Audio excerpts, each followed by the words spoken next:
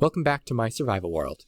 Last episode we unlocked more of this mysterious tower and built a villager breeder. There's only one pedestal left which will require some exploration to find the resources for, but I also want to build a trading hall today. So working towards that is where we're going to start. Now of course, although we have 2 villagers and some potatoes up in the villager breeder right now, it still isn't quite at the efficiency we need it at, and ideally I want to start having some villagers get spawned while we're building our trading hall. So we're going to start by making sure that our potatoes are fully grown and ideally that they have a good stock of them first. We do have quite a few bones that we should be able to use, so let's go grab those. For getting up there, we can just build a cobblestone staircase, which are going to break on the way up, so that nothing follows us. And then when we're ready to leave, we can just jump down where the baby villagers come out. We're going to start with 63 bone meal, so we'll start sprouting these up.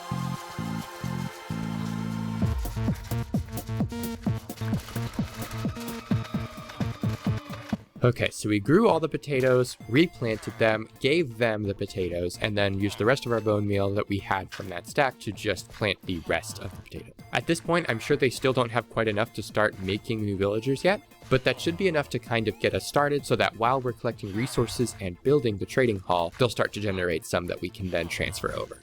So down here in the main room of the breeder, where the baby villagers will drop down and grow up, we do already have some minecart tracks set up so that we can easily transfer them to minecarts, so that then we can then transport them to the trading hall. However, we probably do still want it pretty close by. So I'm thinking we'll kind of go with a bit of like a longhouse type situation, but just in this little median here between these 2 roads. We'll cut down these trees, clear away these trapdoors, the campfires and stuff that are in the way, and then the trading hall can go right here, and we'll just build a little minecart track to transport villagers straight from here over to the trading hall right across the road. So let's start off by clearing this area out.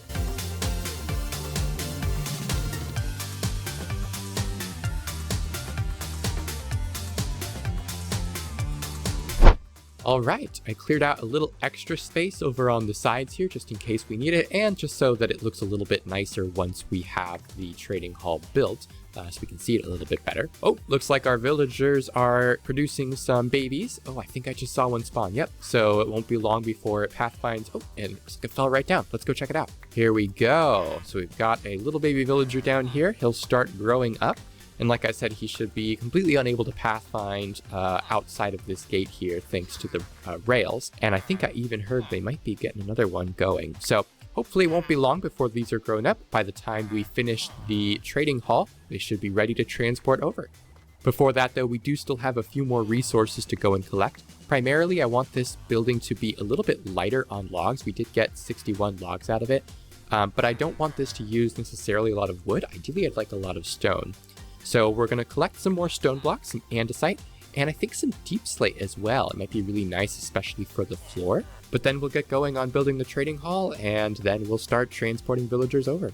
In addition to the stone and deep slate and andesite that we need for the build, we're also running low on iron, which is going to be necessary for the rails to transport the villagers. So I think it's time we put our water-breathing enchantment to good use and head down to those flooded caves that we know are under the meadow where we saw lots of iron. Okay, so nice, so cool to be able to explore down here without having to worry about air. Obviously, we're going to mine a little bit slower. I didn't bring any doors, but we should be able to grab all this iron super easily.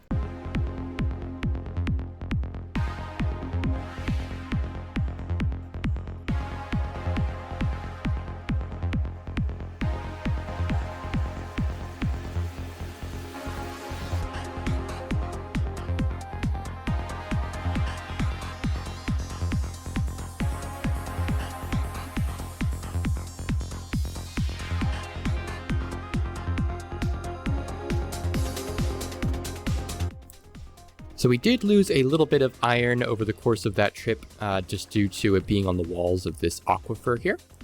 However, I did forget just how big this cave is. If we look out along here, I mean, there's so much more to this cave that I think we will go ahead and try to explore here, because I also forgot there are still the diamonds as well, hanging kind of above the trial chamber, plus all this other iron that's just kind of around.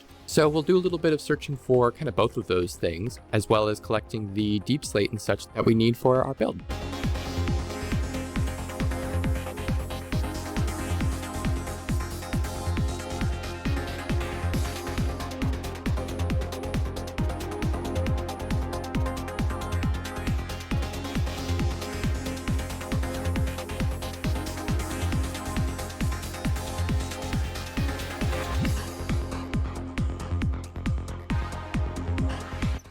And there's our diamond. Oh, hold on.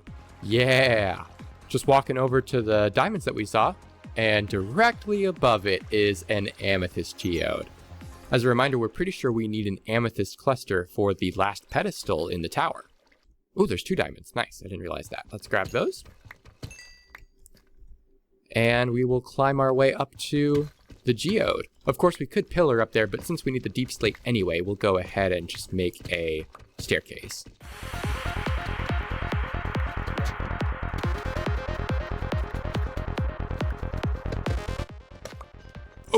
Oh, that was not smart. Okay, let's try that again. I took for granted that there was a floor. There was not a floor. Okay, so let's come on in here. We don't want to break any budding amethyst. Get a torch placed down. Nice. Now it looks like... Oh, there's only the one. Okay. So we don't have a Silk Touch pickaxe right now. However, our iron axe does have Silk Touch thanks to mine treasure. So hopefully this works. It does. Great. Okay, so we got our amethyst cluster, and we know we can come back here if we end up needing more. Right now, there aren't any other clusters that are grown, so it's not like we could get any right now anyway. I do see some more diamonds down there, and I think that should be safe enough to get to.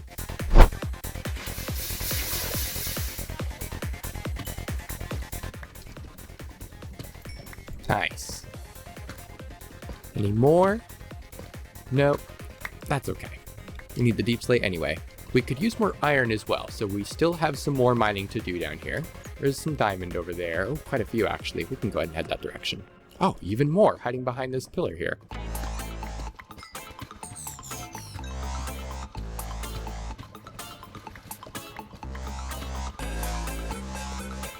Thinking about it now, we're probably just a little bit too low to be finding a lot of iron. We actually, I think, need to head a little bit higher up again. There's a lot of mobs spawning anyway. We do need some tuff while we're down here, so we'll go ahead and grab a bunch of this too.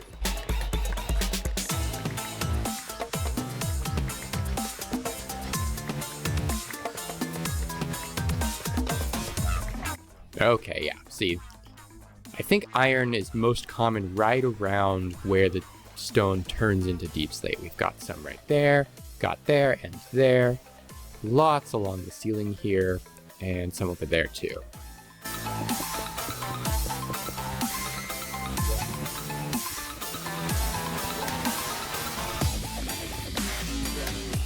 We have 64 iron and some change. I think that's probably plenty. Rails are fairly inexpensive, and there are a lot of mobs here. We will need some more as we craft more mine carts later, but we're not going to have that many villagers to start out with, so that can be a task for later. We mostly at this point just need a little more deep slate, so I think I'm going to make my way back closer to the entrance, where hopefully it will be just a little bit safer.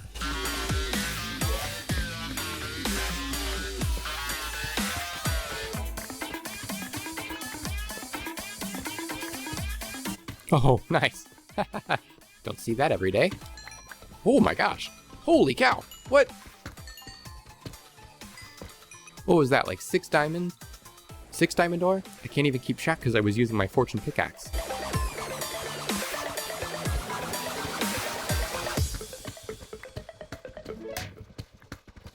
Okay, I think that should be plenty. We did get a couple of mine treasures here, but they didn't really have anything useful, so I didn't even take anything from them. By this point, I think we should be pretty close to having everything we need. I'm just going to head back home and start planning out the build.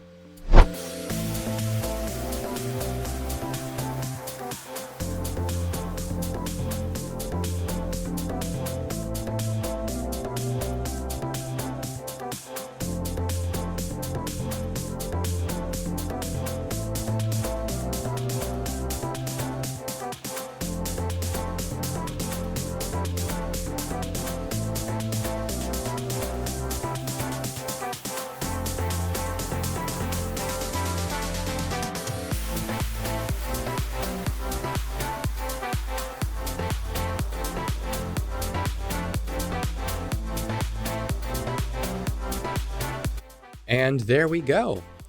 I decided to go with a bit more of a factory theme here. I've been doing a lot of these kind of like arched roofs, and I wanted to try something different. So we've got some nice smokestacks coming out from the top, utilize some tuff for the top. Like I said, very little wood, mostly just kind of as an accent. And then we have this sort of mixed stone down here for the bottom portion. If we come inside, we can see that we're not quite finished yet. We have all of the spaces for the villagers to sit. They're going to stay in their minecarts as we transport them in here. And then we have dirt here for the moment, which is where we'll place the rails to get the villagers in place. And then we'll replace that with their respective job blocks. So with the plan in place, let's go see how many villagers we have ready to transport. Oh, goodness. Okay, so we have 3 adults and a baby already here. That is awesome. So we'll just need to make a couple of minecarts, and then we'll start trying to transport them over. So in the interest of not having a rail just crossing our road here, or at least having it look kind of nice, I think I'm going to have the rail kind of arc around and in down here, and we'll have kind of a little crossing section here. So let's actually plan from this side where that's going to go. I think we'll plan on this being our entrance. Yeah, I think that works well.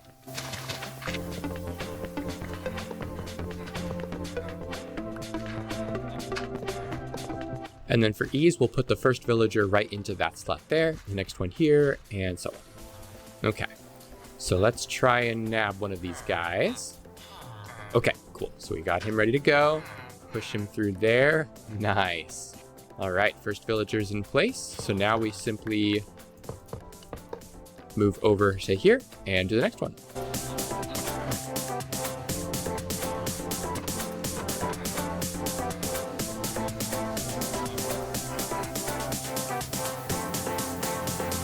I also think what I'm going to do, break this, place a door here and here. We can leave these rails here. And I'm going to put an extra barrel in here out of reach of the villagers to put any extra rails in. Okay, break this and this, and this and this. So I think this one is going to be our Fletcher, so that we can start to trade sticks for emeralds. This one is going to be a mason for much the same reason, but with so that we can trade clay for emeralds. And then these two are going to be toolsmiths to start with. And then the next two that we get will make armorers. We're also going to put some trapdoors over the top of these, just so it looks a little bit nicer. And then all the rest of these materials will be put away in this barrel.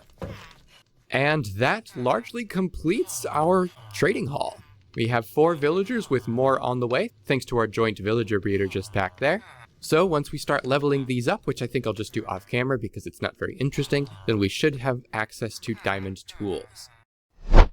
Before that though, it's time to see if this Amethyst Cluster will work on the purple pedestal back in the tower. Okay, if this doesn't work, I have no idea what we're supposed to do here. Okay, cool, it did work. So it looks like another wing, just like our library back there. And okay, so as suspected, we do have more pedestals. We have another emerald one, another diamond one, and another amethyst one. We also have a new book here, so let's take a look at that. The teleportation magics here are incredible.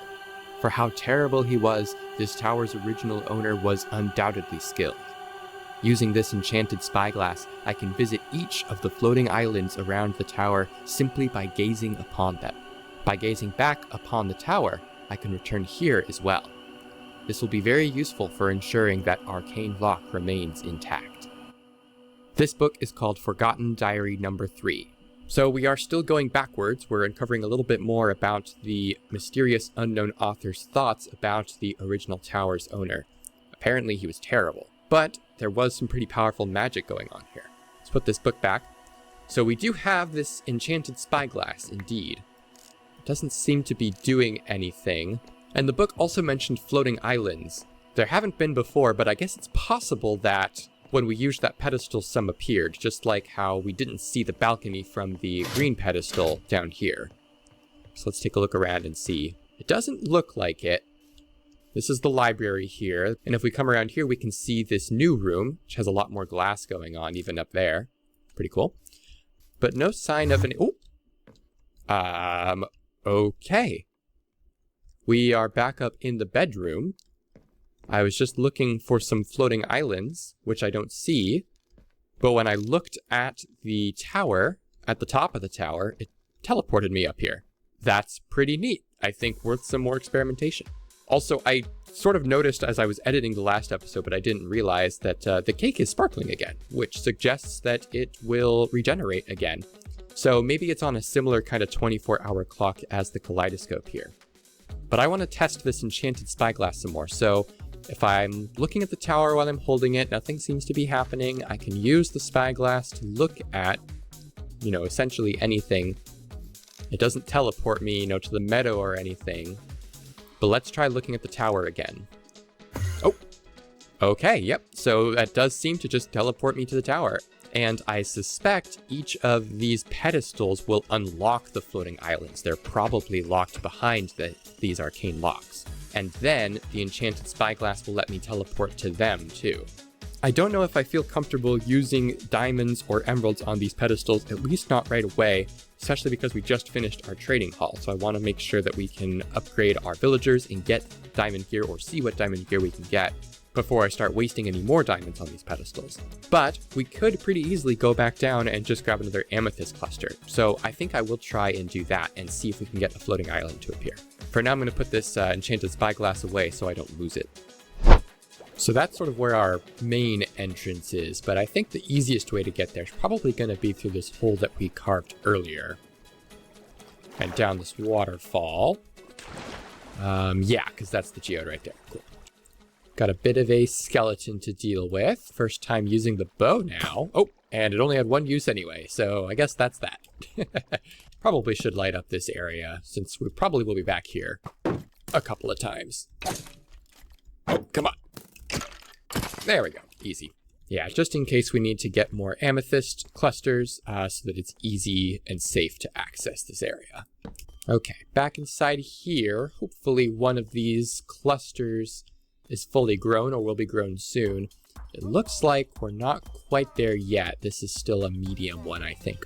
So since we have to wait for one of these clusters to grow up anyway, I'm going to go ahead and just mine up around these budding amethyst blocks just to open up more growing spaces. And then hopefully by the time we're mostly finished with that, we should have a cluster that we can mine up.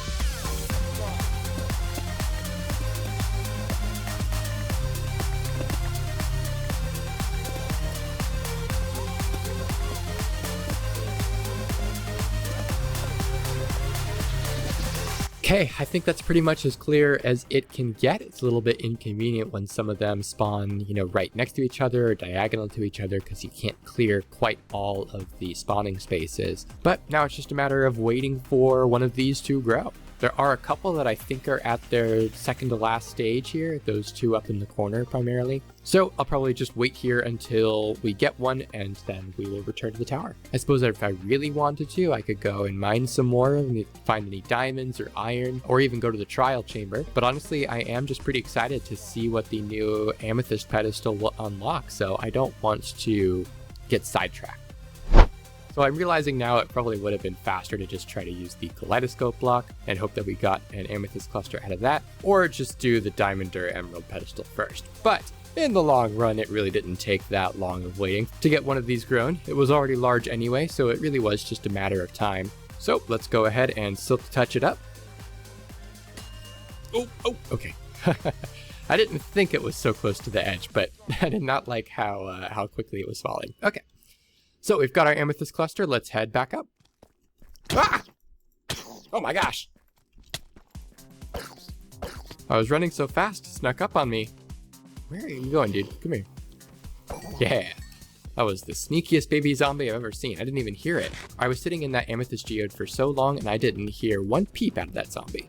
Okay, I'm pretty sure it's this waterfall. Yes, looks like it. Ooh, it is exactly sundown, so let's get back to the tower quickly. It's too bad I didn't think to bring the enchanted spyglass. We probably could have used that to teleport back over there faster. We'll just go to sleep first. Oh, we have a visitor in our courtyard. Oh, he's leaving. Okay, I hope you had fun. Okay, back into this glass room here. Oh, there's like an amethyst block up there. Cute. All right, let's try out this pedestal. Okay, so as expected, we got a floating island very clearly out this window. So that is awesome. Let's try out the enchanted spyglass. Oh, Okay, yep, nice and easy. Teleports us directly to the island. And it looks like we have a nether portal here. It's not complete, it's got some crying obsidian in the way, so we will still need to craft a diamond pickaxe to be able to use it. But that is still super cool. I'm curious if there will be anything interesting on the other side of the nether portal. I don't think there's really any way that could be possible, but who's to say? We also have another golden pedestal here, so it's possible that this will unlock another floating island as well, maybe off in that direction. We'll save that for next time. I think that's a good spot to end this episode though. We've unlocked quite a bit, and now there is so much more to unlock and explore. So thank you so much for watching.